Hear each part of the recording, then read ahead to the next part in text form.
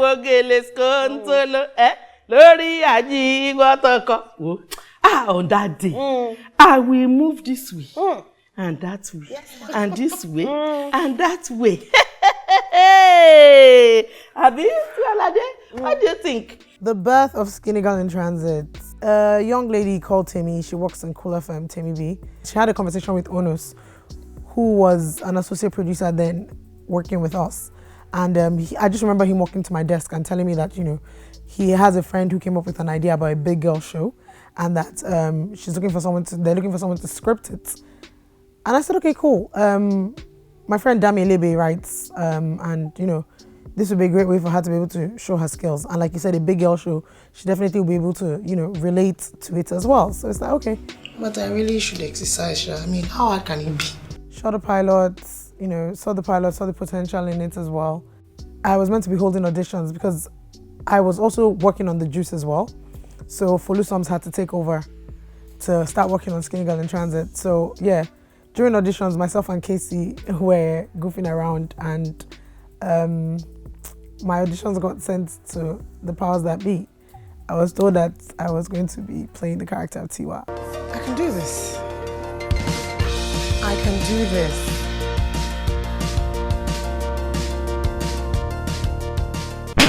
We shot season 1 and we just thought, let's see how the reception was going to be. By the time it was season 2, Folu had left Ndani, and Jade told me or asked me if I would be interested in taking up the task of producing as well as being the lead actress. And I was like, you know what? Yeah, sure. It's easy peasy. If only. Tiwa 3.0 is about to take over. Everything is going to be back to back. If you know me, you know that first of all, my OCD is high. I am anal. I like to be in control. And I'm the kind of person that once someone challenges me with something, I will give it my all. And I don't like to fail. So when that came about from season 2, it was that kind of, it sounds like a lot, but it also sounds like it's doable. I mean, we all grew up watching a lot of Hollywood movies, right? So you have shows where you see Matt Damon, who is not only just acting in it, he's also directing, he's also producing, he's also executive producer. So I genuinely believe that, you know, God really never gives us more than we can handle. It's the same one Mama Tutu was carrying last week Sunday. The one that you're looking at her like your eyes wanted to block out. Only a 4. You allow your emotions run your show. So if you're happy, the show is happy. If you're sad, the show is sad. You're gonna have to drop your personal issues at home. Subsequently afterwards, from season 2 till now, I come up with the synopsis of every season, and once I have an idea of what the synopsis is, I sit down with the writers and we, you know, script the whole thing out. Tiwa wants something more classy, like monochrome black or white, and then we infuse colors subtly as time goes. Are we in mourning? SGIT is basically for the everyday man and woman who have experienced life, who understand the human angle, and who understand that there really is no perfection in this journey called life. SGIT is an amazing show. It's phenomenal. I was lucky to be there at the inception, and I feel, you know, I feel like I'm part of the family. So yes, it's an amazing show, and feedback from viewers prove that the show is great. For 5 seasons, people have seen their favorite characters evolve. They have followed, they've recommended the show. So for now, it's very clear that these are people who have the human experience every day, who have experienced love, they've experienced heartbreak, they've experienced family. And there's something in it for everyone. I mean, there's no one person that hasn't had one of those things happen to them or experienced it. Everyone has a family. If they didn't, everyone has experienced love or the absence of love.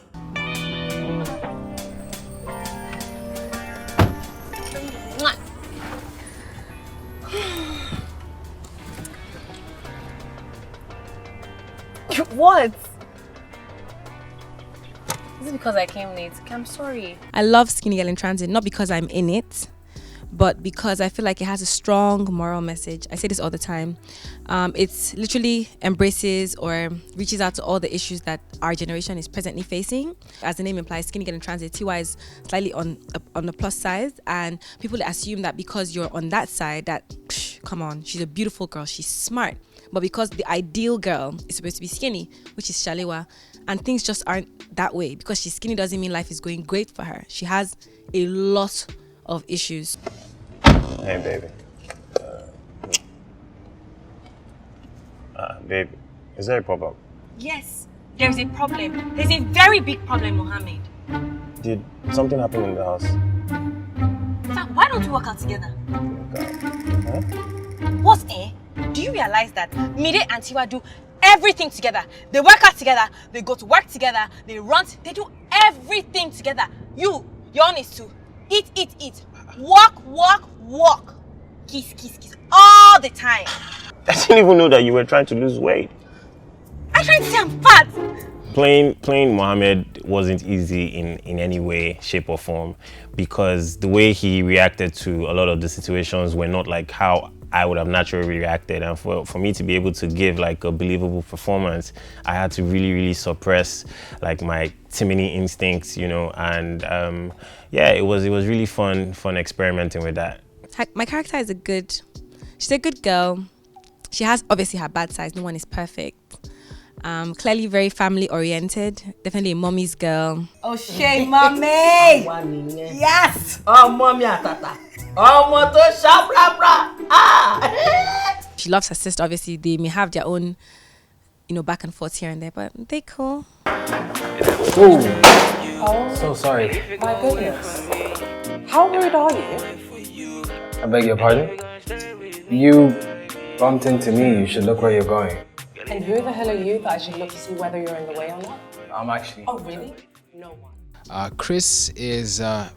he's basically an expatriate, a consultant who's been brought to Lagos to help Mide set up a TV station. And he's a very cool, subtle but powerful guy. Like, he knows exactly what he wants, you know, out of situations. He knows his job, and that gives him the confidence to make decisions. Darren is not the nicest person to be around, but I think, like, I mean, in this season, she's going through a lot. She has a lot that she's dealing with, and I think she struggles with being vulnerable, and she definitely struggles with, you know, allowing people to be close to her.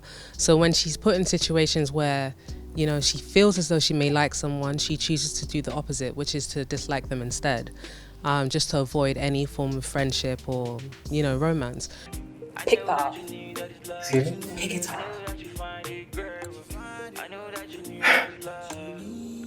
Wow.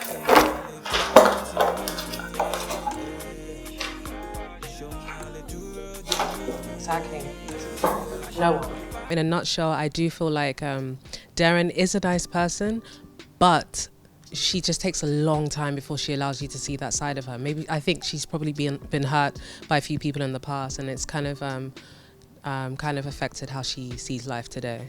This role was very challenging for me because most of the roles I get are the sweet boy roles, you know, the nice guy, the good husband.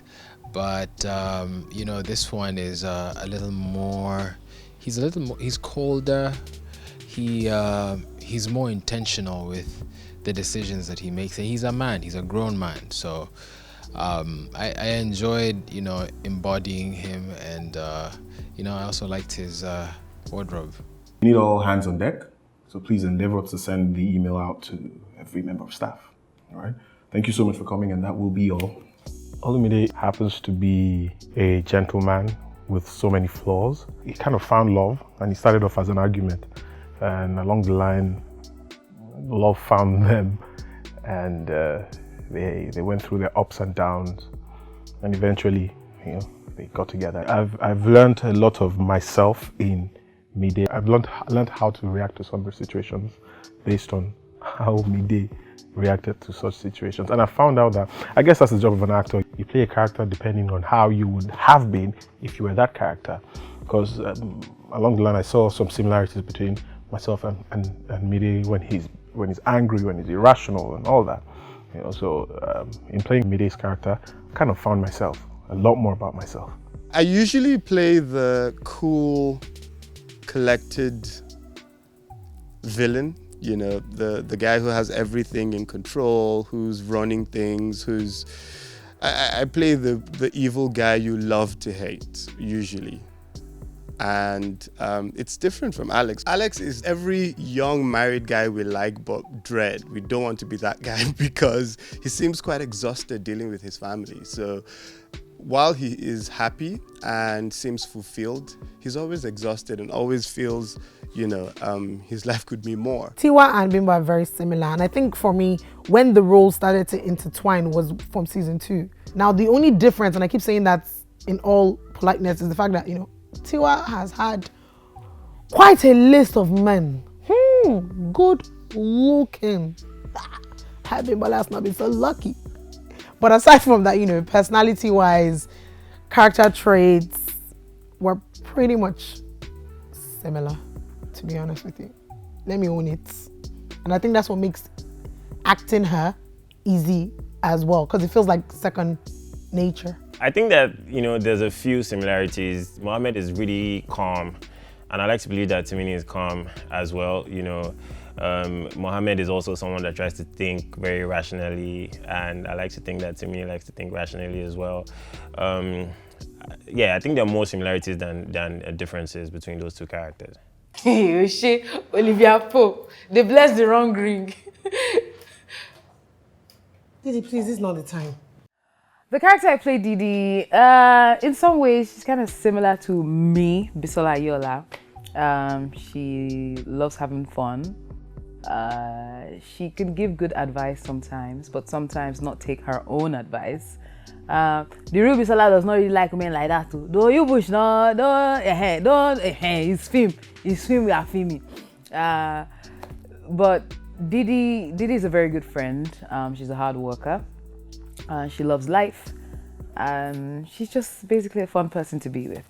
That's how Mide will just come, meet all of you. He wants to introduce you to the person that taught him French. Voulez-vous, maman-vous, voum, vavavoum. Next thing you know, Fabrice will just come, in slow motion. Mon chéri, mademoiselle, bring your body close to mine. I beg you, don't let your life turn to Telemundo. I can connect with Didi.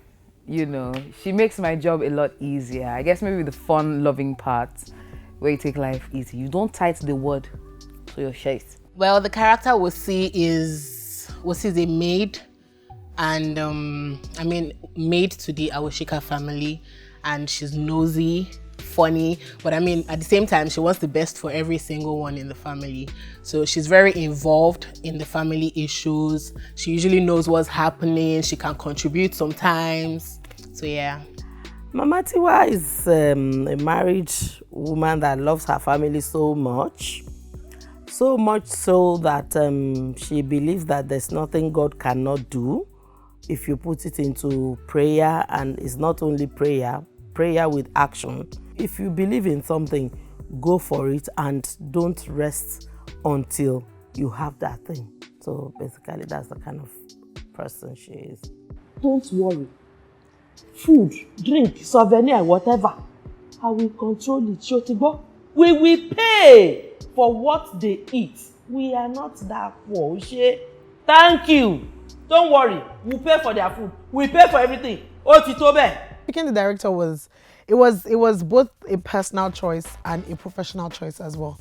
Let me tell you why. I've known Bumi for about 15 years now, and I call her Australia. Everybody in my house, if in case they forget her name, if I say, oh, Australia, they know who she is. I've been paying attention to her work, and Bumi is a dedicated person.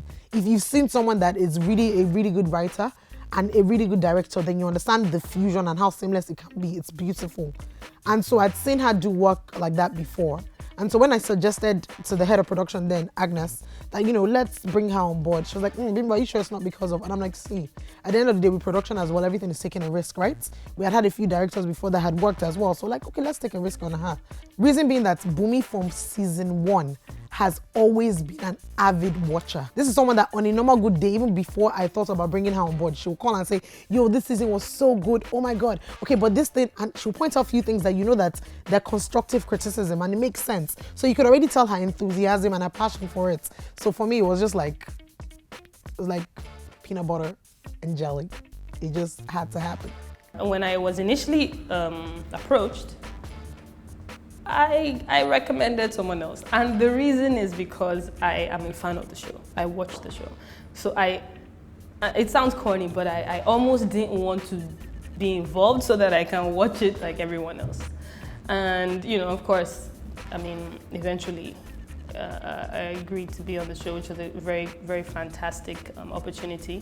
In season 4, which was my first time on the show, I wrote with the writer, Ndani, and we agreed on a lot of things, and, you know, the show started to have a bit more depth. So, yeah, I just knew that if I was going to be involved, the show will have to grow. Bumi can be hard though. Bumi, she can have her own in her body. But she's an awesome director. I was talking to somebody like 2 days ago, and we're talking about the dialogue of the last 2 seasons. And I said, it had that Bumi touch. I need Bumi. Bring some essence into the script. You know, because she's part of the writing and the directing. I like her work ethic. She does love to work. Bumi is really, when she's sweet, she's really sweet. When she's being wicked director, you go just to think, what's wrong with so shorty or she get her right. You know. But yeah, she's really awesome to work with. Oh, working with Bumi. I'll give it to her. She's a straight lady. She's a no-nonsense person. And that's what I love about her. She knows what she wants. She goes for it. It's either a yes or a capital and O. She will say, no, I don't want that. And that is it. I give it to her. She's a sweet director. First of all, being directed by a female director was amazing. I don't really look at all of those things, to be fair. Like, you know, she was an amazing director. She's directed me better than some men have tried to, you know. I mean, I watched some of the episodes and I watched some of my performances, and I really just appreciate her, because every actor, when they're having this type of interview, talks about how the director is a great person and an actor's director and yada, yada, yada. But seriously, like seriously, Bumi is different. Like, she actually took her time out to make sure that we got there. The challenges shooting this season were very many. And the very first one was expectation. So the expectations are super high this time. I mean, you know, the first 2 seasons, maybe even the third, it did what it said on the box, made people happy for a while. But once you start to, you know, progress with time, the fan base started to grow, and with that came a lot of, you know, comments, a lot of, you know, expectations. We don't have to imagine it. You people have told us in the comments the things that you want. So it would be strange to go into the preparation without having your expectations in mind. So that was one of the most challenging things, is trying not to let down the viewers, because the response is instant. Guys, the pressure is too much. I know everybody's excited and happy, but I feel overwhelmed. Working with Abimbola, I'll call her the Iron Lady.